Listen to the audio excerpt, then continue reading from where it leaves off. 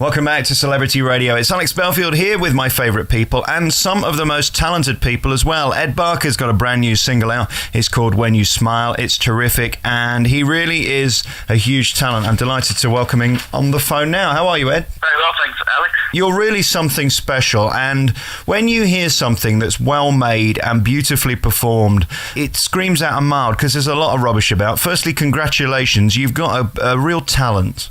Oh, that's very kind. I mean, it's something I've been working on for a long time. For the last, for 2013, the whole year, putting together that album. It wasn't something we hastily got together. It's been kind of ideas that I've been writing, ever since I started music, really. When you look at the stats, number 1 US independent pop charts, number 1 on independent mainstream, number 3 US adult contemporary, and played 25,000 times on US radio.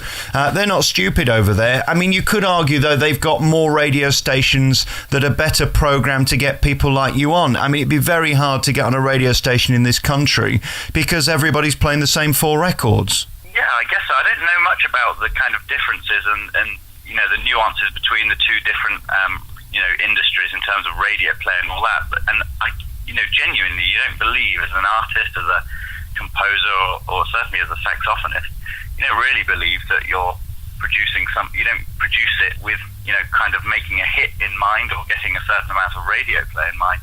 You just really, so that song was just something I quite literally hastily got together in a day. I wrote it in a day, sent it to my friend in LA who did the lyrics, Richard Niles, and he did the lyrics and he sent it back, put it all together across 2 days and then took it to the studio. It's because we were recording something else and we just wanted to get another track done at the same time. So it was actually the one that was, most in my mind, most hastily put together, but it turned out to be the one that people love the most. So it's a really intriguing process, really. Where does it come from then? That's the question I always ask. Is it some sort of supernatural force above, or do you just find that it comes into your fingers through the piano or through the sax or through what piece of paper you're writing on? Well, I think everyone has their own methods for writing music and for playing the saxophone solo, because that's obviously, I did two things. I wrote the music and then I did the saxophone part to it. And when it comes to the writing the music, the way I love to do it is, I try and work out whenever I hear a piece of music, if it really gets me, it really moves me, I try and work out, tangibly, what is it about that suddenly hit me and got me going. And so I actually sit down and write it out. So I've got a whole scrapbook of, notes, basically. Whenever I hear a track, I'm a nightmare to go to a restaurant with or to go to a bar with, because if there's music in the background that's, I suddenly hear something I like, I'll be, scribbling down the snare drum pattern, or I'll be scribbling out the bass line or the guitar groove or the way that the keyboard interlocks with the guitar. And that's the kind of feel-good factor. We call it the vibe of the song. So I actually transcribe those. I've got thousands of them. And then so once I've got those, I actually just put them into my computer and then hear it played back, and sometimes songs just leap out of the screen, I guess, the speakers at me, and it just seems obvious then to me what the melody should be over that groove. And so I guess really it's all those songs on that album, a combination of all my favourite grooves from David Sanborn, Earth, Wind and Fire, Tower of Power, Al Jarreau, all those awesome funk and Motown, and it's just a combination, I guess, of all those grooves with then my own melodies and improvisations over the top. Sounds to me sort of 50% genius, but also 50% OCD as well. I mean, there's a lot going on in your head, isn't there? There is, unfortunately, although now I've found a way to actually, to try and concentrate on music when I'm concentrating, and then to try and let it escape and try and relax when I hear music at other times. But it's very hard, because once you've got that, once you're alert to certain things, and I love listening to music and transcribing every detail. I love trying to work out, I've even done it on a Rachmaninoff symphony. I've worked out what moved me about that. Was it that cello line, or was it that oboe feature in bar 7? I love the detail of music and how it really, how it moves people emotionally and what it is that moves them. And I like to just keep a record of all of that, because it's just amazing material. And if it was good enough for Rachmaninoff, it's certainly good enough for me. that's what makes you successful and me a big dope, because I love music as well, but I don't hear it the same as you. Do you appreciate that you are hearing it on a genius level way above the average musician? I'm not sure about genius, but I'm beginning, I think in the last year, to really know how to take that detail and then work out what you absolutely need to do to make that to communicate it to people who don't spend their life thinking about music and hi-hat patterns and all that kind of stuff like I do. I think sometimes musicians can get to grips with the detail and then forget that actually in communicating that they need to almost make it appear quite easy and quite relaxed and simple a process. In the same way, I guess a politician is has to just communicate things simply when they're talking on the television, rather than the way they probably talk to all their civil servants and staff in their meetings. I think it's a different process. So I think I'm beginning to appreciate that people don't want to hear. Well, I appreciated this for a long time, which is people don't want to hear long jazz solos that go on for 8 or 10 minutes and play every kind of harmony and every kind of trick under the sun. They actually just want to hear 16 bars of a nice sound of a saxophone that just pretty much just plays the tune. There's a few little things around the edges, but nothing too complicated, because in the end all they really want to hear is the beautiful sound of the saxophone. We're going to get to politics in a minute, which you mentioned. No better day to talk about that, actually. But first, the sax itself. I mean, it's always an instrument you look forward to in a live gig. It's such a beautiful sound. And then we move on to George Michael. You've had rave reviews. You've just been on tour with him. Firstly, what was that like? Yeah, that was a lot of fun. I was the youngest saxophone player on that tour, and I was given the big feature tenor solo on his 90s hit Cowboys and Angels, which I've always loved that tune, and it's a very different style of playing to what I usually play.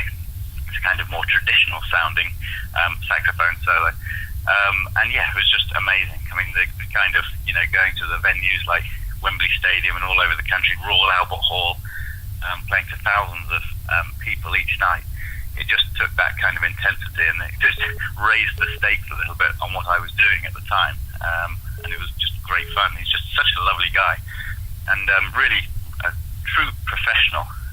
Sometimes you just have no idea what an artist is like until you are in the room with them rehearsing, and he really is a dedicated and professional musician, and just a brilliant performer as well. It's a shame in a way that his private life's sort of become bigger than his music, because, he is, again, I've used that word already, genius, but, some of his writing, some of his performance is beyond comprehension how brilliant it is. It really is, and he knew every single note that was going on that stage, to such an extent that when I was playing the solo on one rehearsal, I might have just had a momentary lapse of concentration. But it wasn't really. I just decided at the end I was just going to play a note just slightly differently, just because it was rehearsal. I just fancied doing it. He spotted it.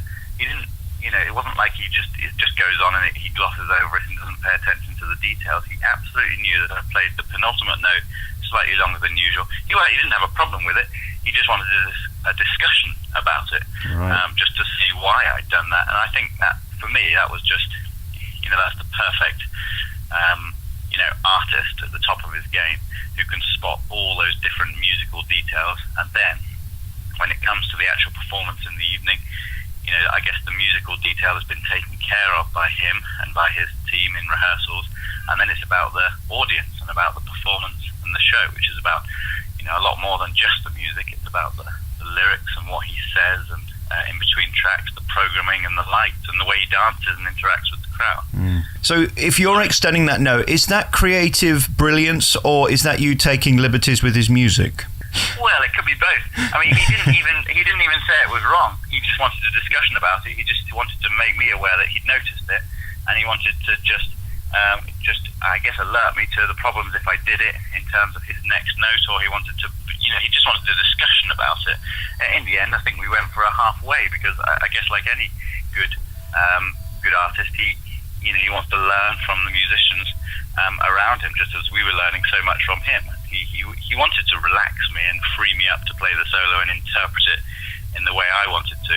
But then he's also aware that that will be my natural instinct, and his instinct should be to actually give the same solo as close to the record as possible to the crowd, because they all know the track and they know the original solo, and they want to hear it imitated to the note.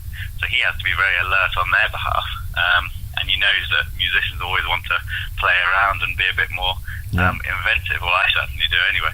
So when we look at you, you went to university in Nottingham, which is where I'm from, and you then go into a life of politics, writing for some of the most important people, some of the most important speeches, and that fascinates me.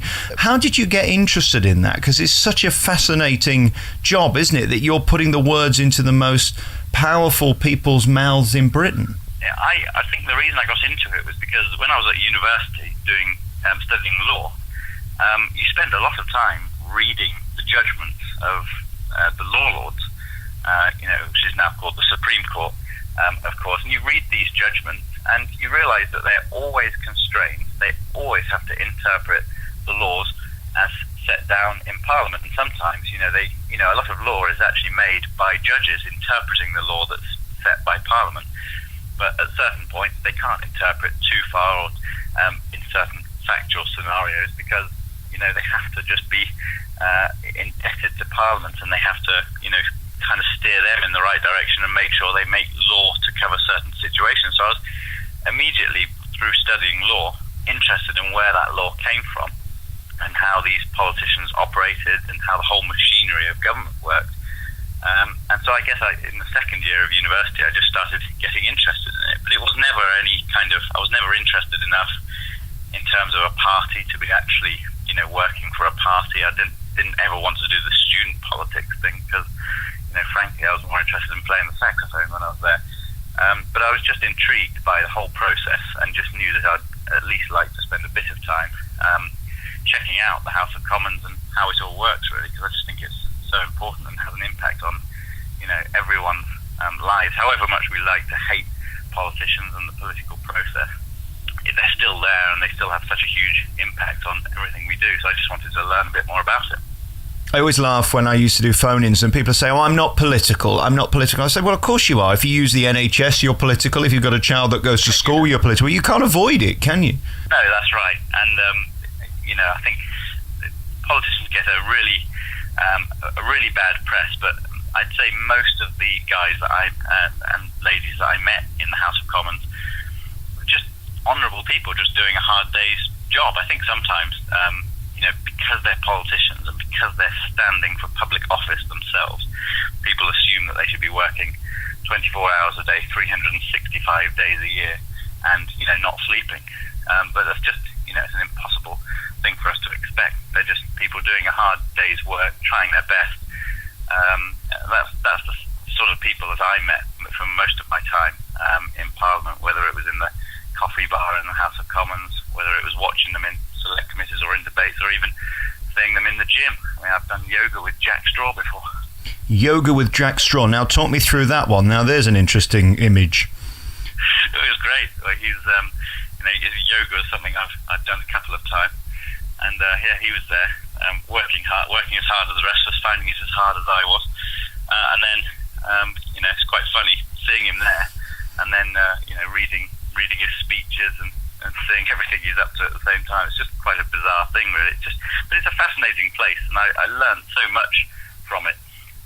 And also, I do see a little bit of a parallel between what you do in terms of the population as a politician. When you write speeches and deliver speeches, and I guess in the approach that I take to songwriting, and I think it was actually the politics that helped me with something you said earlier, which is how do you actually work out what people that aren't musicians want to hear. I think the same thing politicians have to do. They have to try and work out what people that aren't interested in politics really want to hear, and what's really going to move them, and tug at their emotional strings and get them interested and get them engaged in what they're talking about. I think they're part of the same process. It's just about finding something that's relevant to people and that captures their imagination. 29 years old and you've achieved this already. What an extraordinary life so far. And music's the way forward. No more politics? No more politics, no. I've got lots of friends. In fact, I'm actually heading in there today for lunch with one of my friends who's the MP for Monmouth, David Davis.